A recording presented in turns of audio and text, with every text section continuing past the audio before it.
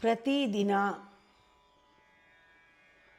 ಪವಾಡ, ಪ್ರತಿದಿನ ಪವಾಡ ನಮ್ಮ ಸುತ್ತನೇ ನಡೀತಾ ಇರುತ್ತೆ. ನನಗಂತೂ ಬೆಳಗ್ಗೆ ಕಿಟಕಿ ಬಾಗಿಲು ತೆಗೆದ್ರೆ ಆ ಸೂರ್ಯನ ನೋಡಿ ಬೆಚ್ಚಗಾಗತ್ತಲ್ಲ, ಒಂದು ಸ್ವಾಗತ ಸಿಗುತ್ತಲ್ಲ, ಅದಕ್ಕಿಂತ ಪವಾಡ ಬೇಕಾ? ಒಳಗಡೆಯಿಂದ ಖುಷಿ ಹಾಗೇ ಬಿಚ್ಕೊಳ್ಳುತ್ತೆ, ಅನ್ಫೋಲ್ಡ್ ಆಗುತ್ತೆ. ದಿವಸ ಆಯಿತು ಇವತ್ತು ಅಂತ. ಆ ಬ್ಯೂಟಿ, ಆ ಸರ್ಪ್ರೈಸ್ ಎಲ್ಲ ಜೀವನದಲ್ಲಿ ಸಿಗೋದು, ಅದಕ್ಕಿಂತ ಪವಾಡ ಇದೆಯಾ? ಒಂದೊಂದು ಸತಿ ಅಪರಿಚಿತರನ್ನ ನೋಡಿ ದಯೆ ಬರುತ್ತಲ್ಲ, ಅದು ಪವಾಡ ನಮ್ಮಲ್ಲಿ ನಡೆಯೋದಲ್ವಾ? ಒಂದೊಂದು ಕ್ಷಣ ಕ್ಷಣವೂ ಕೂಡ ಸ್ಪಷ್ಟವಾಗಿ ಕಾಣುತ್ತಲ್ಲ, ಅದಕ್ಕಿಂತ ಪವಾಡ ಬೇಕಾ?